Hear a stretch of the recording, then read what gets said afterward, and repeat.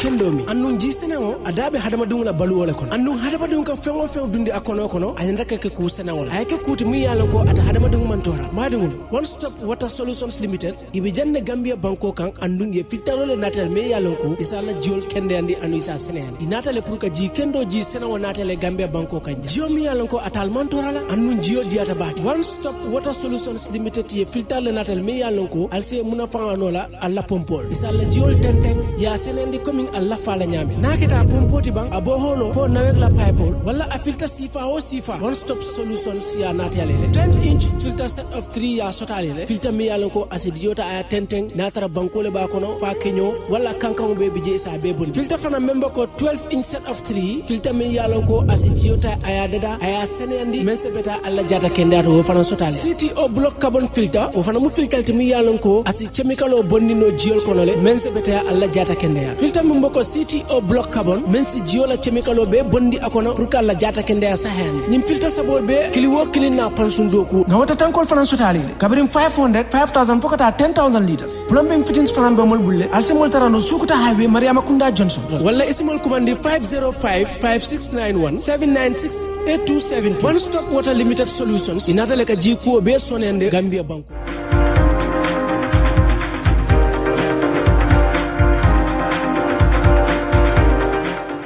Good morning there. You're watching QTV this morning and I am your host Jennifer Sanko, and today I will introduce to you a brand new co-host, right? Thank you so much for joining me, Adedrami. It's a pleasure, and I will brand myself the less than amazing co-host. Yeah, because I'm not Mr. Balde.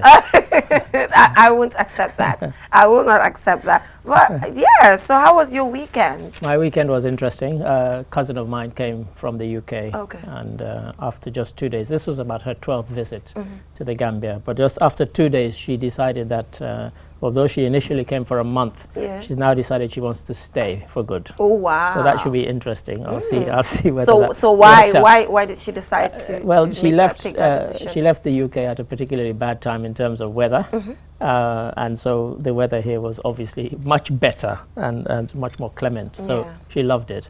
But I think she's just become fed up of living in the United Kingdom. So so that was it really. Wow. And what about you? How was your weekend? Yeah, my weekend was so fun because yesterday I was just in my room and then I just felt like, oh, I'm so alone. I have nothing to do. So I just called my friend because we are graduating on Saturday. Okay. So we decided to go out and get girled up. Okay. And what did getting girled up? You know, just getting our... consist of? Yeah, just getting our nails done, you know. So don't show my nails, mine. Getting our nails done, trying to look good, getting our shoes, you know, in as much as maybe bachelor's is just one step, but for me particularly, it was so hard for me to achieve. I won't lie.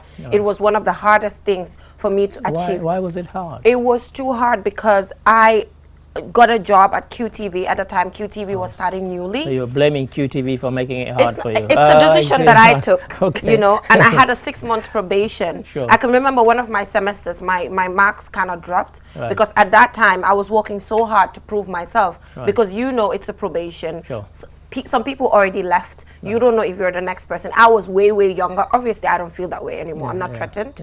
But right now, at that time, I was like in my teens. Well, you were just a baby. I was a baby. So I was scared. You know what that means. You know, I was scared. I wanted the job. You know, I wanted to also contribute my part. So I was, at some point, it was about, you know, taking so much risks as to giving more concentration to what I'm doing here. Okay. But at the end of the day, it came in handy. At least the experience and the, you know, the academic aspect will go hand in hand. Great. But to be honest, it is one of the most difficult things that I had to achieve in my life. It was really difficult. But you did it. I did it. I did. Yeah, so that was it for the weekend. But as usual, we have the African proverb we today. We do indeed, yes. Yes, we have the newspaper review. Our guest is yet to be here, but hopefully he will join us soon. And on Community Watch, interestingly, the WAJAC, which is the Women Journalists Association, finally went to Congress and decided to swear in a new executive on the same day. I know at least one of those people very well. Exactly, you do. And considering that when it comes to WAJAC, it was so dormant, you know, they've never decided to go into a Congress for the past 8 years. Oh, wow. Because allegedly the past executive just decided to put up a dictatorship, I am told. Right. So for 8 years, they decided that no Congress, no Congress. And finally, I have to tell you, this is a forced Congress. Wow. Like, it's not even coming from the past executive. The past executive wasn't even there. Only one person came. You know, so it's a critical one. That's interesting. But they had to take their stance as to changing the narrative. That's good. Yes. That's good. Glad to hear about that. Yeah. And on social issues, today we'll be taking a look at the story of the youngest Kadi in the Gambia.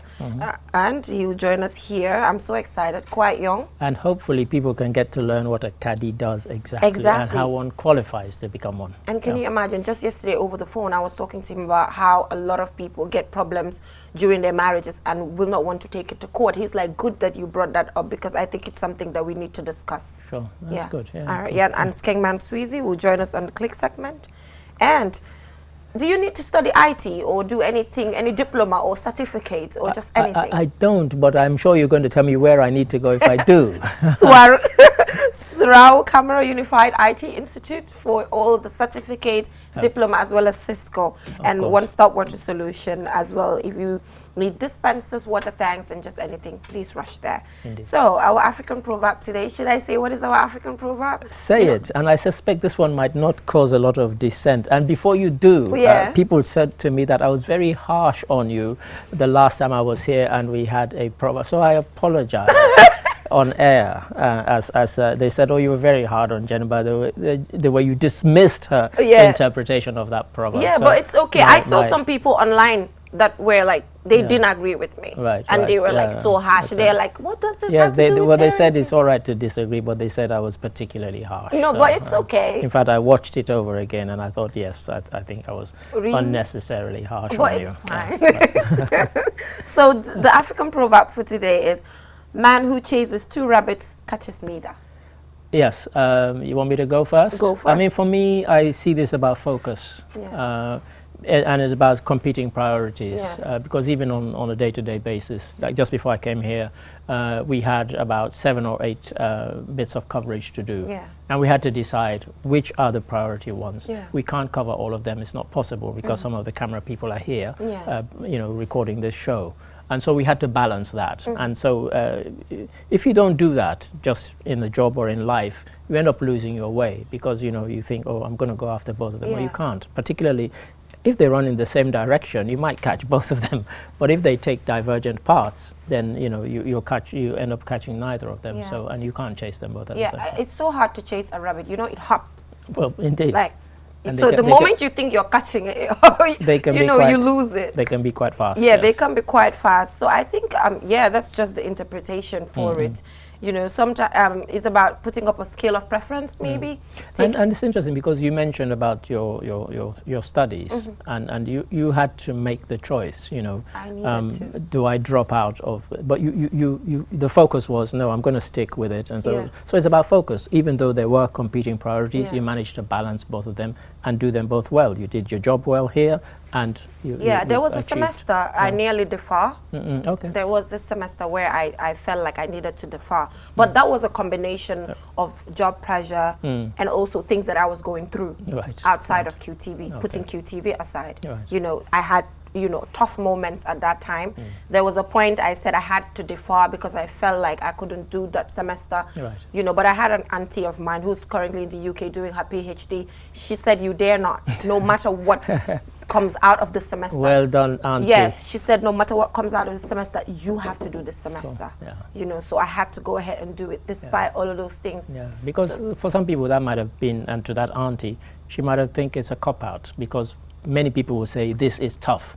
But when the toughness comes, you know, people drop out and they say, oh, you know, but if it's tough, well, go through it and prove that even though it's tough, I can still go through this and I can achieve my dreams and my ambitions. Sometimes it's not bad to like chase 2 different things at the same time. Like you always say, sometimes these proverbs, we can't like tend to agree with them in totality. True. You know, there are just times where we don't agree because we've seen instances of people running after the same things and they're able to achieve it and it's worked. That's right. And sometimes people go after competing things at the same time and they end up doing, it's like you give somebody 2 jobs to do and they end up completing the jobs, but they do them both badly Yeah. because they didn't say, let me prioritize that. Yeah. And sometimes people come to me and say, oh, I want you to do some consultation stuff. And I said, sorry, my job doesn't allow it.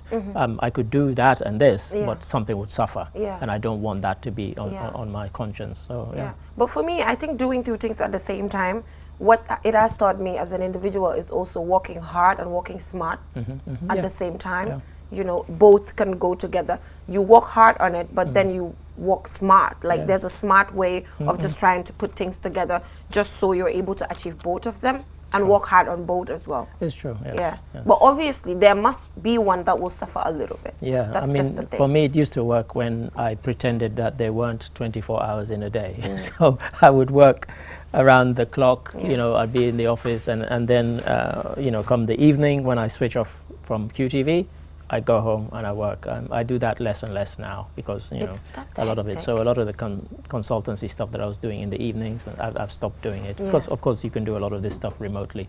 But it meant that I spend a lot of time on the computer here, and I go home another 5 or 6 hours. And you're the first person to come to the office every single time. And the last person most of the time to leave and have to go home and add something else. I'm going to die.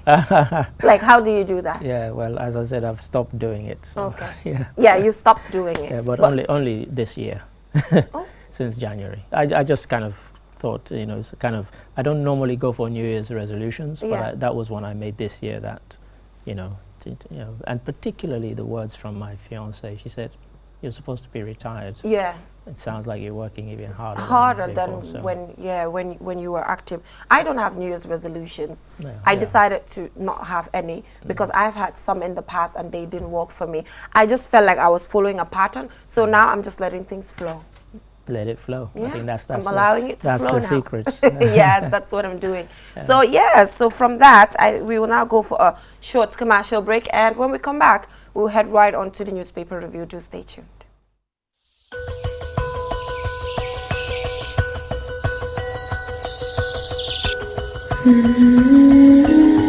Light. From the beginning of time, light has been there. It is integral to our survival and to our way of living. We need light to work, To build, to grow things, and even to see our loved ones. light makes things easier and better. So QCell has changed the way you buy Q-Power to make it easier and more accessible. You can now access the same service quickly and get your cash power tokens instantly with the new QCell Q-Power code. To light up your world, simply dial *363#. With a touch of your fingers, With ease and convenience from the comfort of your home or office, you can bring light into your world instantly with *363#. Q-Power, lighting your world. QCell Sunyabus. We innovate, others follow.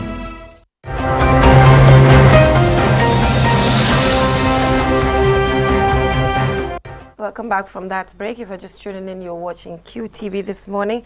So today we are newspaper reviewing. We are indeed. We Indeed are together here. Yes. So The Voice, we have Ministry of Foreign Affairs plans possible ways to evacuate Gambians in Ukraine. And also, not a lot of interesting headlines here, to be honest. And also, PEC reviews GPA cargo report, and also training of economic teachers in Region 1, how to make reusable sanitary pads. And here, you know, I'm going to put on my editor's hat here and be very critical of some of the headlines, I'm sorry to say.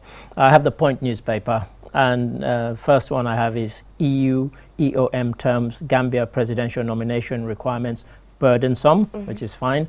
And then the next one says SISDG renominated chair of 15-member service of WA. What does that mean? That headline tells me nothing. Yeah. All right. So that's me being critical. Then Barrow leaves for DRC. Excellency the President going to Democratic Republic of Congo.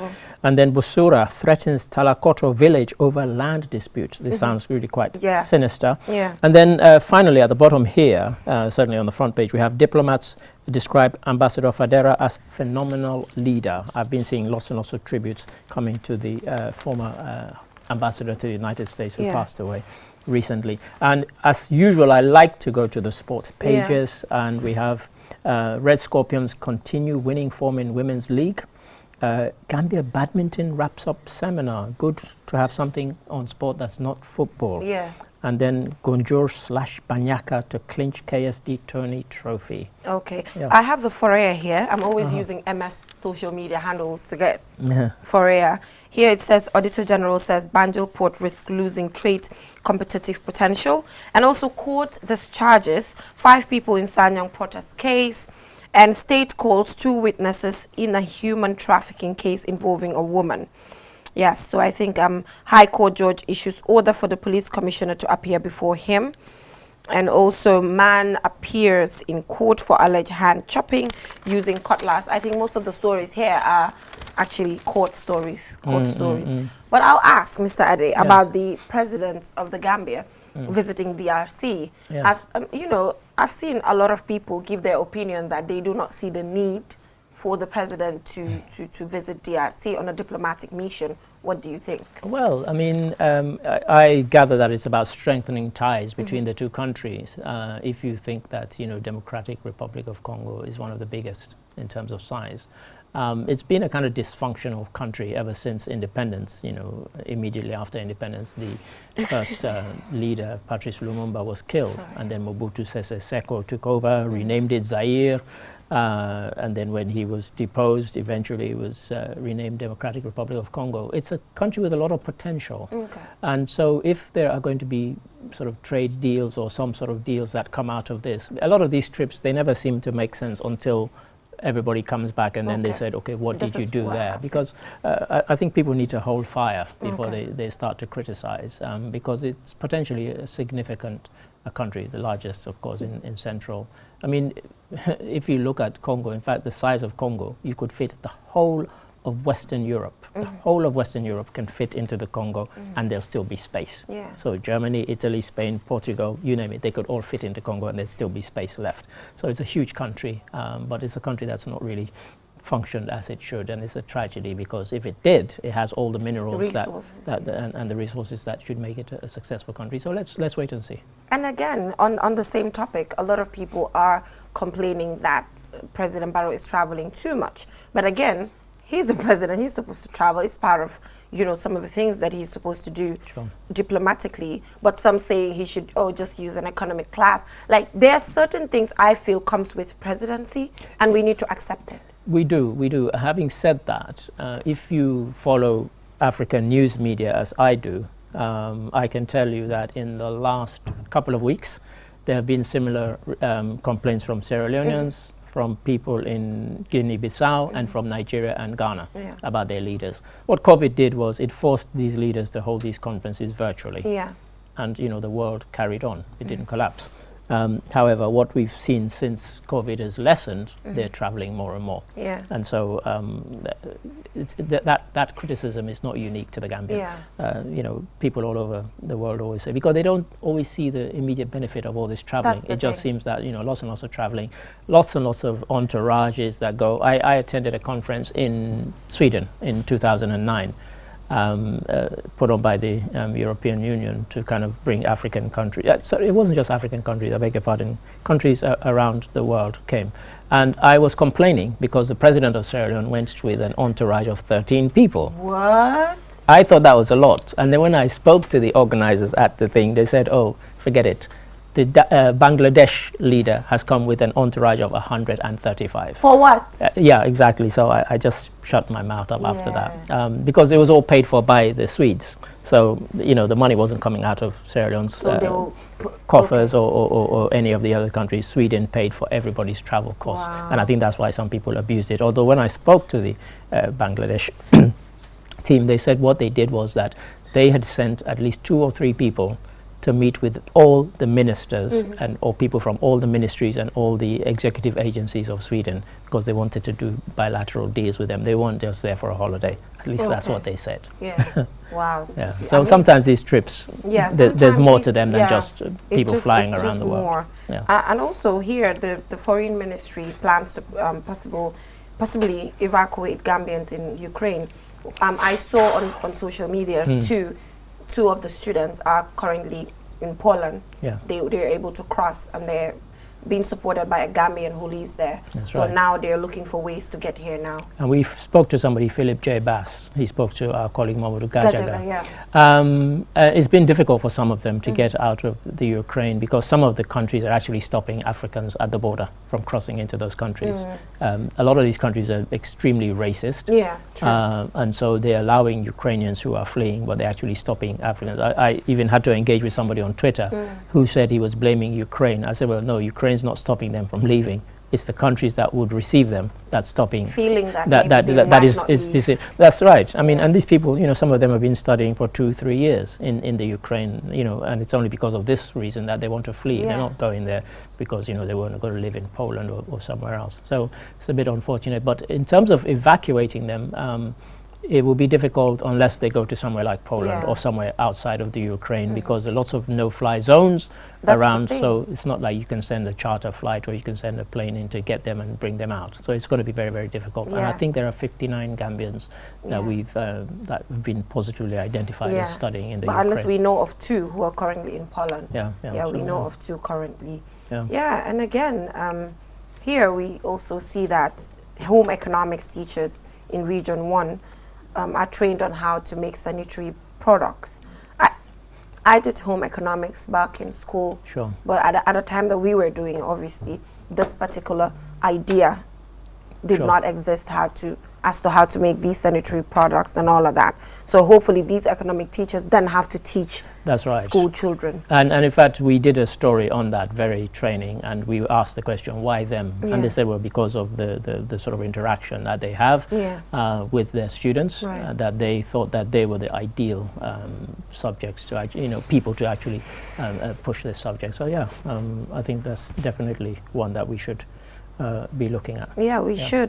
There you have a land dispute. Land commission. These things, they depress me every time I see them because, you know, we have, you know, a commission here. But you know, I'm also aware that, you know, I know people who admit to having done something dodgy to get land. And so there's a lot, we will always have these disputes. But this is actually between 2 villages. And it looks like it could be, you know, it could spill over into possibly into violence. So hopefully, it says there is no compromise now. If the government fails to take any measures to resolve the land dispute in 3 weeks, we will go ahead and attack Talokoto village. Now, in most countries, that's an arrestable statement. It is an arrestable statement. He said, we will do that because I have spoken to my boys about that, about doing such an attack. I mean, and then you're there, and this person said this as a press conference. He should have been arrested. Yeah, he should have been. He should have you know, so, you know, never mind whatever dispute, to say such inflammatory stuff, and then, you know, the press reports it just as if you just announced that, you know, we're building a football pitch or something. It's disgraceful. But normally you get to receive letters from commissions as to coverages, as to updating the media, or if they're just doing anything interesting. Have you ever received any engagement from the Land Commission of the Gambia? Because I know the National Human Rights Commission is always quarterly, you know, trying to tell us what they're doing. So I don't know for the Land Commission, what are they doing? It would be interesting to know what they're doing because they have a very significant role to play in the society. There are lots of issues that need to be resolved. And you would imagine that they'll be going around the country sensitizing people about their rights and so on, about demarcation. I mean, sometimes these disputes come because there's sort of encroachment and there's demarcation lines are not clear. But if that is clear, and if the Land Commission goes around and tells people, they should be holding regular briefings, not just maybe in their headquarters or somewhere. They should be going around the country, just so people know what their rights are in terms of, you know, these are the reasons why when commissions or just institutions want to be set up, people frown at it because they feel like sometimes it won't yield anything. Look at the national think tank. This is it. Come out and tell us, oh, we've dissolved it. But I can't remember, you know, the government coming out to say the national think tank has been dissolved. No. If it doesn't exist now, let us know. Let us know. Lack of communication stretches across all spheres of the Gambian government. I'm sad to say. You go on, and you know, people know this because if they follow me on Facebook, on Twitter, I'm always complaining about their websites and the lack of information that's contained in them. These ones should be your face to the world and to the public. The public want information. They know that if they phone somebody, they're not going to pick up the phone. But if you're not going to pick up the phone, at least have the information on your website or on the site. So but they don't do that. So, and the national think tank had cars pickups. So I don't know where the pickups. What became of them? Where are the pickups? What are the pickups being used for? I don't know. Some of these things. Sometimes you can't just run after everything at the end of the day. But there's one here which I find particularly interesting, Jennifer, which is a European Union election observer mission. Although I think it's called election observation mission. Anyway, has in its report it says the presidential nomination requirements are burdensome. It says the report states to obtain nomination to the office of president, candidates must be 30 years of age and a citizen by birth or descent. Dual citizens are disqualified. Candidates must have been ordinarily resident 5 years. It goes on, it goes, it goes. To be honest, I don't think they should be easy. And I don't think I heard many people complaining about what the criteria is. And we saw initially the rush of people who actually applied, and many of them fell at the hurdle not because they were burdensome, but because they couldn't even meet the most simple and basic requirements. The number of signatures spread across the country they couldn't meet. Some of them hadn't even got a manifesto to present. So it shouldn't be easy that any Tom, Dick or Harry can just go and file and say, oh, I want to be president. You know, let it be burdensome. Let people, you talk about something, achieving a degree being hard. You want to be president of the country and you want to make it easy for people? No, don't make it easy for people. You know, make it hard, and if they go through that test, then that's one sign that these are people who have the strength, the determination, the courage, the perseverance to one day become president. Don't make it easy. Maybe they're trying to base it on the fact that most of the individuals who submitted couldn't make it at the end of the day. We can remember during the nomination, and we know why they didn't make it. We know why they didn't people. make it, because they could not meet the criteria. And that's not a good sign. I don't think you need to dumb down the criteria. No, make it tough. I think it's not a good sign to not be able to meet the criteria there. So anything interesting? I saw that at that particular meeting that happened with the Gambia Ports Authority, they're saying our port can lose its competitive potential or advantage. That's I think that's likely to happen, and it's one that's been talked about many times, and we've heard from the Ports Authority themselves, plans to expand the port. But whilst you're expanding the port, much larger ports in the area will be taking up the trade that should be coming here. And the port, I have to say this, they're not helping themselves, because sometimes, and this is just anecdotal, so maybe I just have the wrong friends, but many friends have told me about stuff that they've had that's come into the port, and it's sat there for weeks, sometimes months before it's cleared. And what on earth is the reason for that? And they've never given anything sensible. And you hear about, and they need to clean up their act, because really they have a bad reputation. You hear people talking about bribing to get the stuff fast-tracked and so on. That should not happen. It might not be true, but trust me, they need to deal with the talk that's out there. Because the port is too small anyway for the volume of traffic that should be coming into it, and by the time they expand it, that might be 7 or 10 years down the line. In those 7 or 10 years, people have used other countries. They've gone to Senegal and they've gone elsewhere. People are already going to other countries. Well, this is it. So it's something that needs to be addressed quickly, but most of all, they need to speed up the times that people, shipments arrive and are cleared. I don't know why that is. I mean, that's something the EU Commission should look at. I know there's the election observer mission, but that, if they want to talk about burdensome, that is burdensome, because it is just too convoluted, the process that people have to go through. It is. I totally agree. So sports, you talked about sports before. I talked about sports, and as I said, in the one I read here at the back, badminton wraps up. It's a seminar, it wasn't but it was a 3-day seminar at Yuna Village, and they will hold another one from the 4th to 6th of March in Kunkujang. So it's good, because I think a lot of the sports kind of get pushed to the back, because there's a lot of emphasis on football. And if you look at this paper that I'm looking at, it proves the point. There are 4 headlines to do with sports, 3 of them are to do with football. So I know it's the #1 sport in Gambia and across Africa, but then other sports suffer. They suffer for it. So I'm afraid that is all we have time for on the newspaper review. So now we will go for a short commercial break, and when we come back, we will get to take a look at the women Journalists Association swearing in a new executive on the same day as the day that the Congress was held, you know, and there was a review of the Constitution and all of that. So we were joined by the newly sworn-in president as well as the vice president. Our very own Lola M. Kamara is voted vice president, and then Annette Kamara is the president. So they'll join us soon to have a conversation with us in relation to that. We'll be right back. With so many things to do in a single day, it's important to have a network you can trust.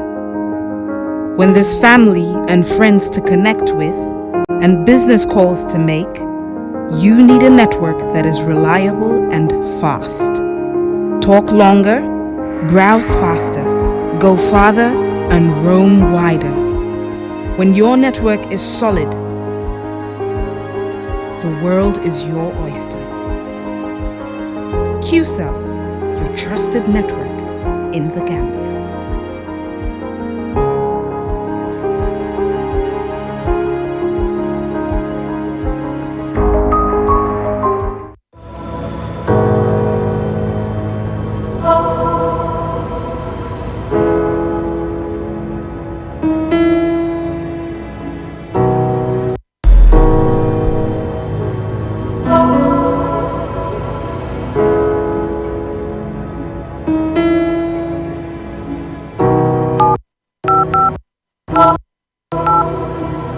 I am the light goddess. Everything I touch turns into light. I am the light at the end of the tunnel, and my technology is the answer. I am the happiness in your life. I keep you connected, and I am Q Power. I am QCell. I am Sunyabus. We innovate, others follow. Call 111 for more information. With Aji Bank, you can make your vehicle number plate payments without any hassle. Walk into any of our bank branches or agencies located at Banjul, New Joswang, Karaba Avenue, Bakote, Tranquil Brusubi, Brikama, Basse, Farafenye, Numuyel or Garawal. Your number plate payments now made easy with Aji Bank. For more information, please call us on 422-8405 or 377-5811. Aji Bank, your investment partner.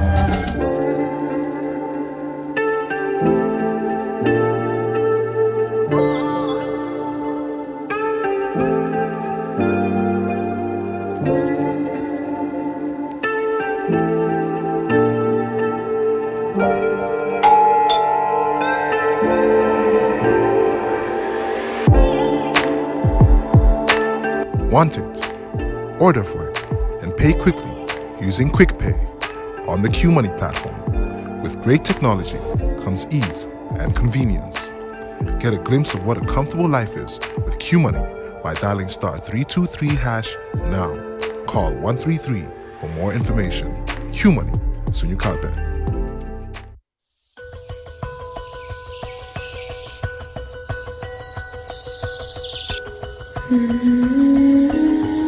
Jalbendi no woduno gila fuɗɗode aduna on no tawa e gurdam men iɗen yiidi jalbendi fi gollen darnen awen piiji men ni fiyi en kadi ɓe anduɗa hiɓe ɓatti en ka ɓernde jalbendi weɓinana en piiji men ɗin fof ɗum waɗi QCell sansani en no sodirten Q Power ha pari weɓini ɗum ida wawi sodude Q Power no yawiri hendoɗa cash power ma on no yawiri e oɗo QCell code kesol fi jalbina aduna ma on waɗu dial *363#.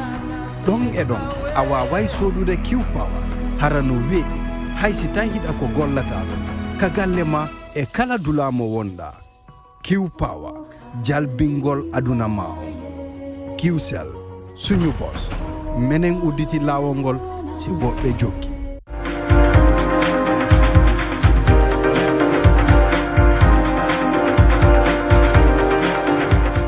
Welcome back from that short break. If you're just tuning in, you're watching QTV this morning.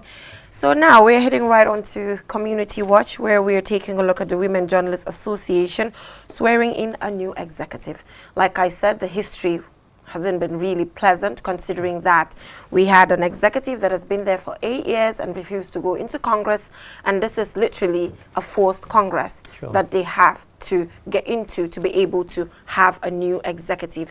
And Annette Kamara here is the president, and our very own Lola M. Kamara as vice president. Thank you so much for joining us, ladies. Thank you. All right, there's no gentlemen. It's the And Women Journalists. It's the Women Journalists Association. But I'll allow the gentleman to actually start this interview, right? Yes, indeed. And I'll start first of all by congratulating you both. Thank you. On your election, and also asking the question. I'm sure the listeners and viewers are thinking, do you have to be named Kamara to be elected president and vice president? Oh yes, you know, it occurred to me after I got home around midnight. I was like, okay, somebody asked, can I have the list of the executive? I was like, Annette Kamara, Lole Kamara. I was like, oops. But that aside, Jennifer mentioned something quite interesting and slightly worrying. Say that for 8 years there was no Congress, and if you could just in précis, in brief, give us sort of some of the background so people know how that happened and how we came to this current situation. Whoa. Actually, the Women Journalists Association actually started in 2010. I think it's almost 12 years, and they have been actually the draft constitution indicates 3 years, and after the 3 years, nothing has actually ever happened to this minute. So apparently, people like me that have been lucky to be part of the association sometime in 2014, 2015, realized that things have not been moving forward. So I'd be usually once in a while, I'll send a very, very terrible long message in the page, try to attack everybody I know that is in the executive. What is going on? Why can't you hand over this and this and this and that? So apparently we kept on going back and forth, back and forth. Fast forward, in 2020, GPU has a new executive. And the new executive, actually, luckily we have a female vice president, I think, which is one of our biggest advantage we had as women journalists, and I think we have to say thank you very much to Aisha Tiketa for actually making this happen. Because the previous executive before Sheriff Bojang, I had a meeting with them and told them, you know what, we want to have Bojang back. And I think they had a couple of meetings, nothing happened. When Sheriff Bojang came, I was like, Sheriff, you're my friend, you know what, you have to help us get this. He was like, okay, we will try, you know. Sheriff, what happened? I called them for a meeting, blah, blah, blah, and it kept on going back and forth. I'll just go to GPU randomly and say, hey guys, what happened? Are we not going to move forward? So apparently, one day I was called and somebody told me, we have an interim committee. We want to actually make things happen. I was like, are you for real? I said, was like, yes, we spoke to Therese and we have the backing of GPU. So we would want to engage the members and the executive. So apparently they had a meeting. What happened? I don't know. I was not there. So one day we were called for a meeting and they said, okay, we have an interim, we want to start. What do you think we should do? Let's get a venue, let's do this, let's do that. Nobody talked about who wants to contest for the presidency. So being there, we just did try to organize the event until the Friday before, I think it was a week before the independence. They had a meeting and I went there and they were like, okay, who do you suggest for president? And somebody was like, Annette, why would you suggest somebody when you've been the one actually fighting for this? It's like, but you know, I just like to be behind the scene and see, monitor and watch things. And he was like, no, but I think you can actually do a good job. I was like, okay, I'll think about it. And that was it. So I got home, they called me the following morning, are you in for it? I said no. I went to work, I was talking to my boss, I was like, okay. You know, we have a very good relationship. So I told him this is what was going on and this was what they said. And he was like, okay, and you're going to turn it down? I was like, yes. I was like, hell no, young lady. You have to go and get this and come back, make me proud. It's like, okay, I'll think about it. So did somebody have to nominate you or did you have to put in your own? No, I actually, after that conversation, and then I walked to the ladies, I said, you know what, I'm going to go in for it. Cool. And that was what happened. And happily for me, I think I'm the luckiest person. I have 2 bosses and they're all cool. Yeah, they all support it. Yes. Lolly, I hope your bosses are cool as well. I don't know who they are, but have the coolest boss ever. Because was your boss to That's- see it. I told her right before we even entered Yeah, the studio. I have to attest to that. I was like, okay, I'm gonna meet the person I love the most on QTV, and she was like, oh, he's my boss. Yes. Oh, okay. And I'm so And I proud. didn't pay them to say that. But Lolly, I mean, when it came to the going for the post, I guess you had to either put in a manifesto to convince the members that, you know, this is who I am and this is why you should vote for me. And what was that process, and what exactly did you say that was so persuasive that made you get the vote? All right, thank you very much. It wasn't easy to put up a manifesto because, as they said, the organization was not in order. It wasn't going right. So you have to think critically to put up something that will convince people to go for you. So first thing that I took was to promote the agenda of Women Journalists Association, to make sure that they know that this association is still in existence. Right. And we'll make that change to happen, even though it's not going to be easy, but we try our best.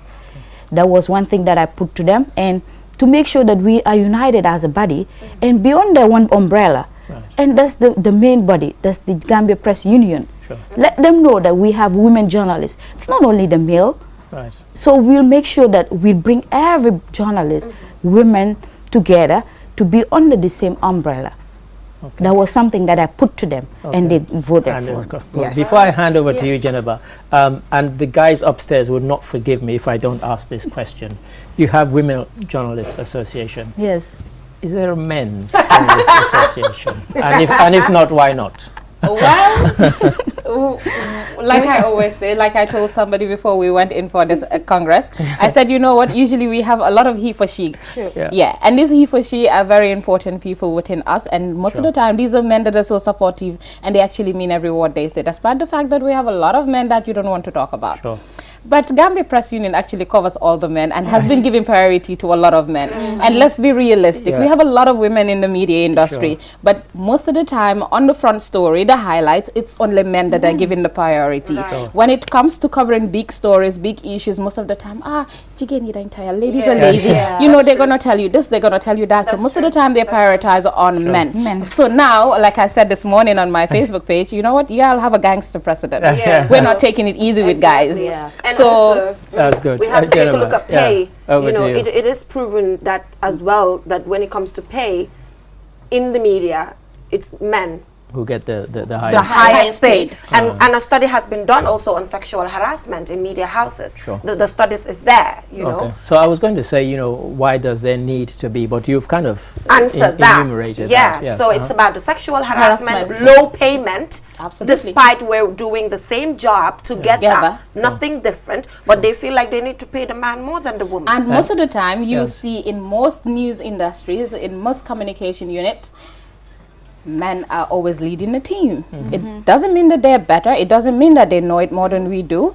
But most of the time, for whatever reason, I don't know, maybe it's because they look more masculine, it's always given to them. I just don't get it. That's one thing I don't understand. I can tell you, you can take a tour in almost all the media houses in the country, and let's say if we have 20, 15 would be headed, all newsrooms, sub-editors, editors, producers would be men. Yeah, well, you know what the reason for that? I'm going What's to the give a reason? secret, guys. What's the Sorry secret? for breaking this male code. But, you know, they've done tests in schools, and where they've got mixed classes of boys and girls, they will ask a question, the boys will shoot their hands up, even if they don't know the answer. They'll still go for it. They'll still go for it. it. And when they split them up, and the girls were by themselves and the boys were by themselves, a completely different scenario evolved.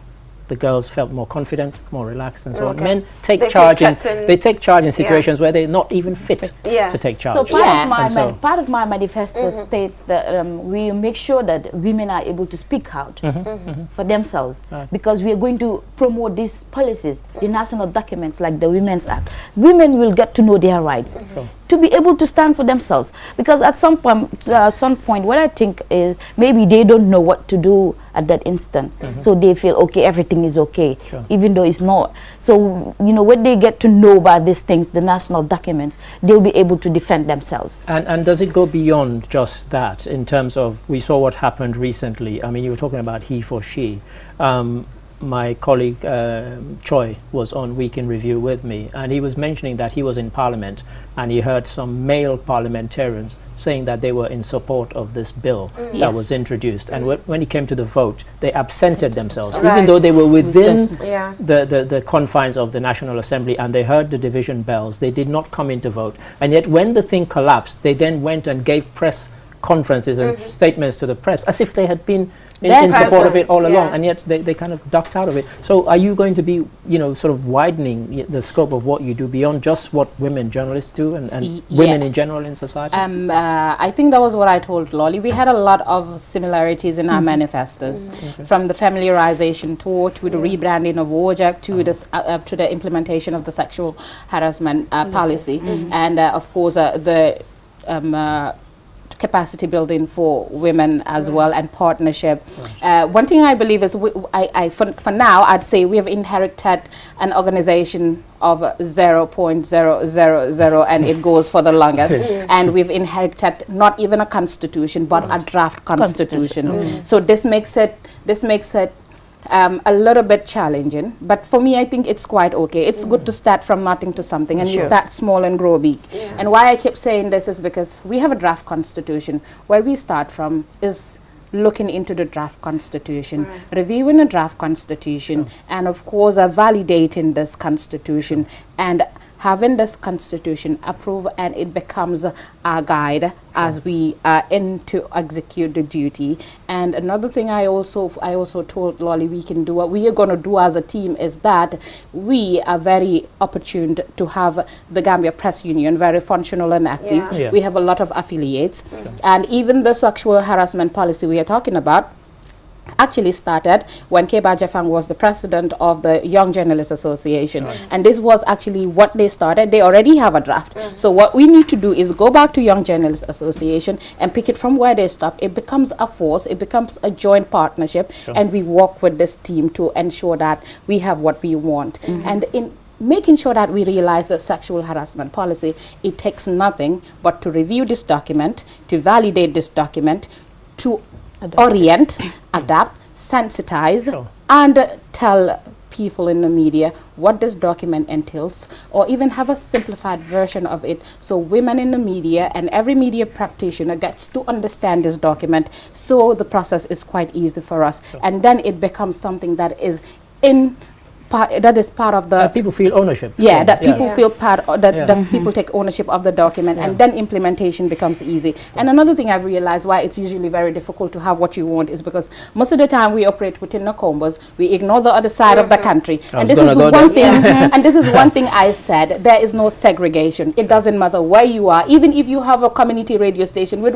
only one female presenter, we are coming to meet that female presenter because it matters to us. And you being engaged, being involved, actually would make sure you support that young person in that media.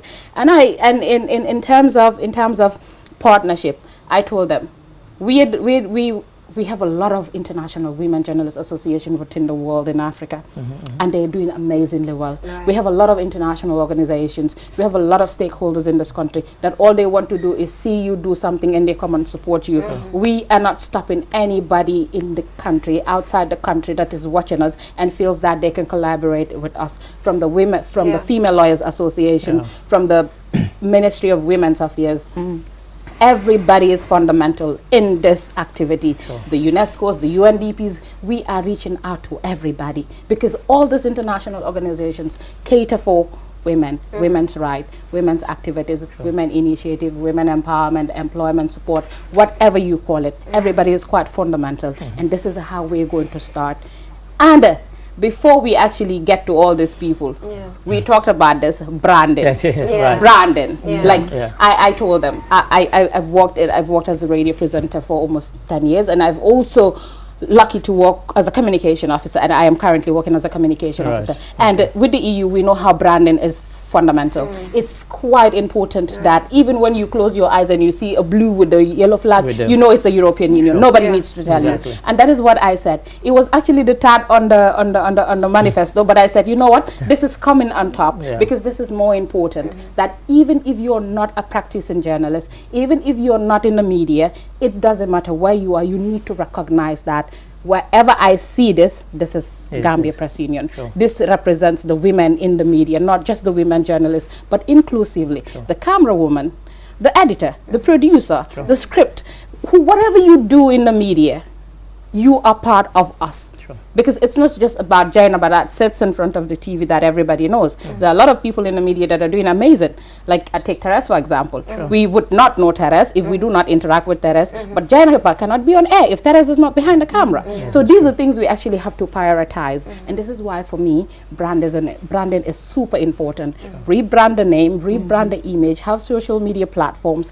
Everybody get to see, everybody get to hear future women that are doing amazingly well. Imagine having a website and featuring the activities of Teres. Indeed. Which will People be already know wonderful. about Jainaba. So I might just use Jainaba on the front page to attract people to click on my website because she has a lot of followers, right? And then I'll definitely talk about Teres because people need to realize that there's a young lady who's behind the camera. She's not the only one. You have a lot of others.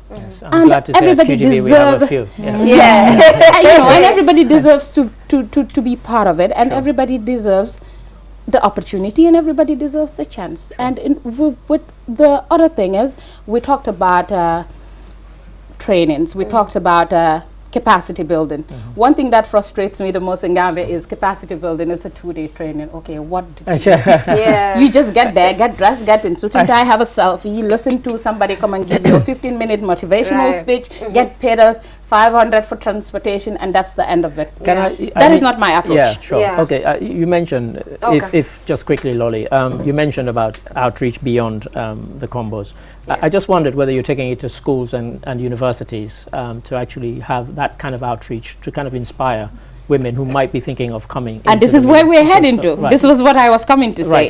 Talk about that. So when I said we're tired of that 2-day, 1-day training, what I meant was to partner with the Gambia Press Union, to partner with the Media Academy for Journalism and Communication, to partner with the Gambia UTG School of Journalism, partner with any other institution in the country that is offering any kind of technical support for women in the media, because it takes I think I rather enroll 3 people, one at the university, one at Media Academy, one at a diploma course, to get something. At the end of the day, you have something to offer and you have something to put on the table and you become somebody better. So this is the approach, and also taking it down to the grassroots.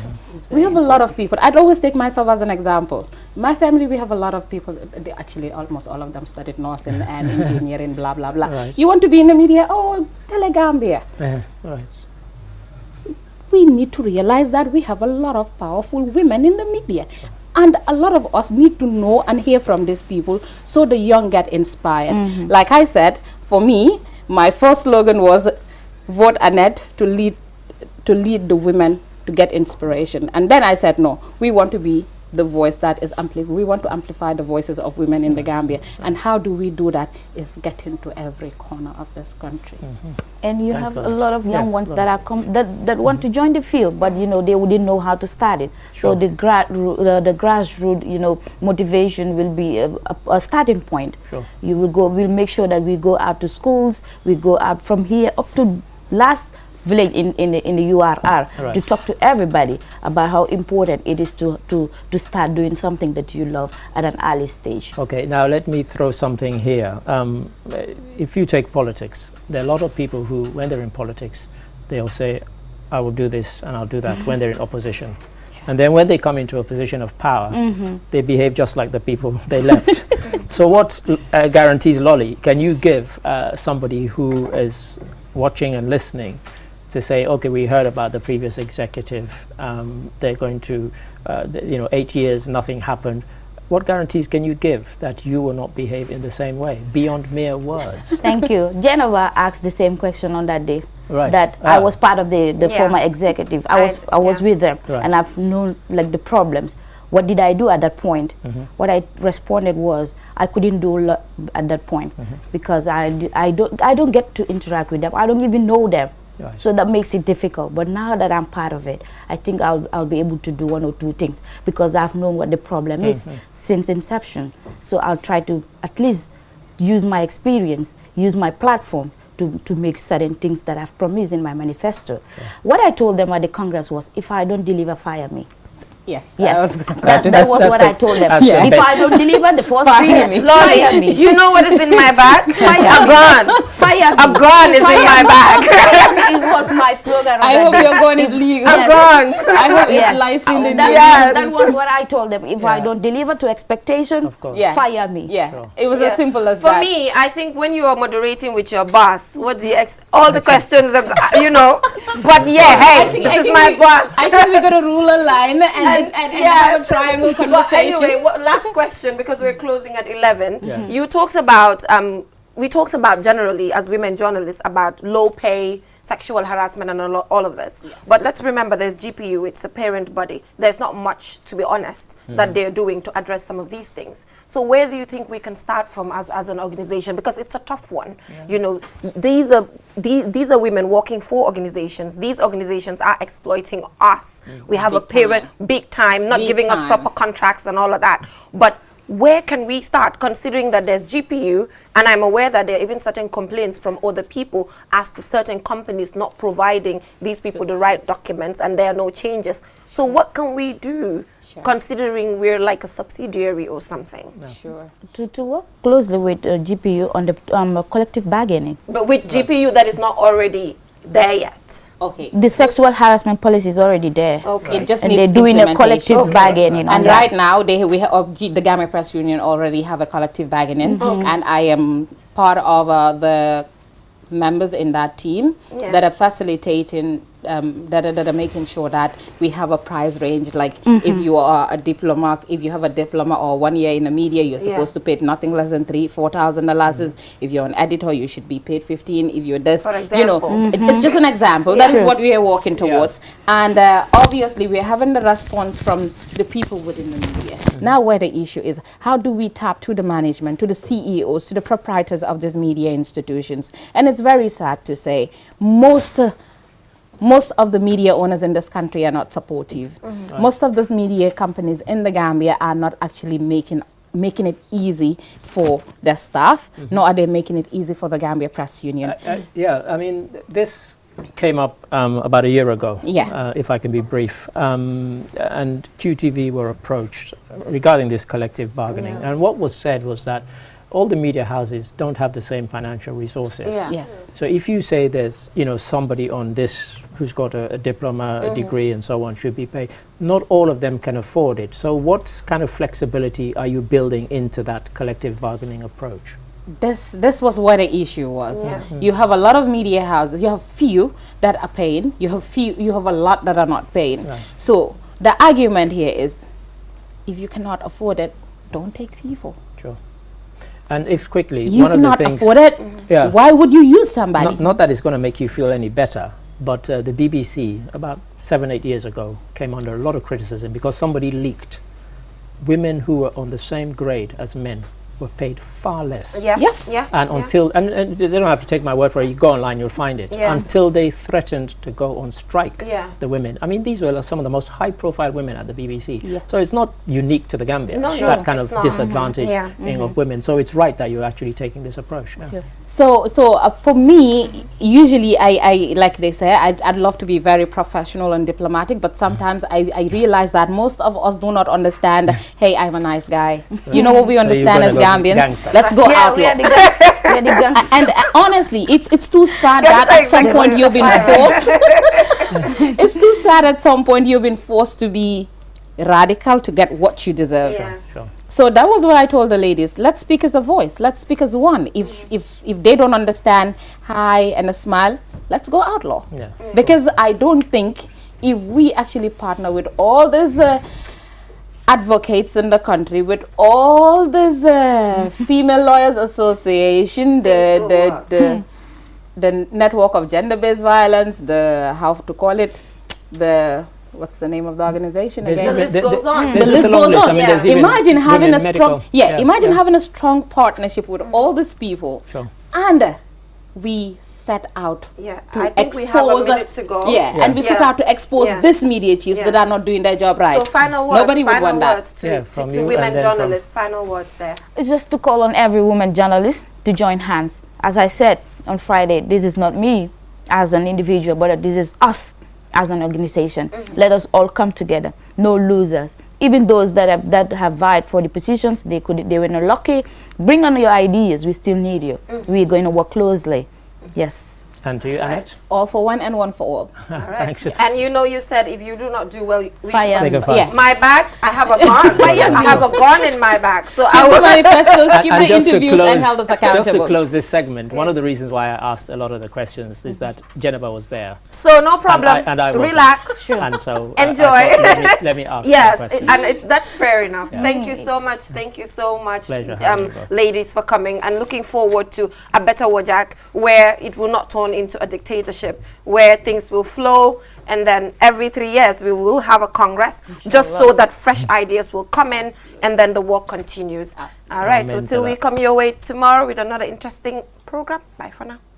bu ne yelloo na ndox mu set te ndox mu set dafa bokk ci dunni doomu aadama te biir kat amul seetu waral na lépp lu fay dugg dafa war a doon li nga xamante ne ni lu indil doomu aadama bi loraange ci wàllu wérugu yaram One Stop Water Solution Limited ñu ngi fii ci biir réew taxaw temm fexe pour gis ne doomu aadama bu ne di nga naan ndox moo xamante ne ni ndex mu sell te wóor la ndax indil nañ leen ay xeetu filtres yi nga xamante ne ni mun ngeen koy jëfandikoo ci seeni pompe yi ci biir réew moo xam booxool ngay jëfandikoo wala pompe nawek yi ne bépp xeetu filtre bi nga xamante ne ni dina la indil wér gu yaram musal la ci loraange amal nañ leen ko ci biir réew am nañ 10-inch filter set of 3 bii nag ñett lay àndal bu ci ne ak li muy liggéey bokk na ci 5 micron pp sediment filter bii nag mooy segg ndox mi ba mu set génne fa lépp li nga xamante ne ni warta ànd ak ndox moomu bala nga koy jëfandikoo GAC granule carbon filter bii nag mooy segg génne lépp lu xeetoog chemical ak organique yi nga xamante ne ñoom ñoo nekk ci biir ndox mi sellal ndox mi ba waral mu soppi li nga xamante ne moom la ndox mi di saf mu soppi cafin gi def ko ndox mu sell te óor CTO block carbon filter bii nag du yem rek ci segg ndox mi sellal ko ba mu sell waaye nag daf koy yokk ay ngéneel yi nga xamante ne ni day baax ci wérgu yaramu doomu aadama bi dëgëral waaye tamit yàggal lool sa yuur wi am nañ tamit 12-inch filter set of 3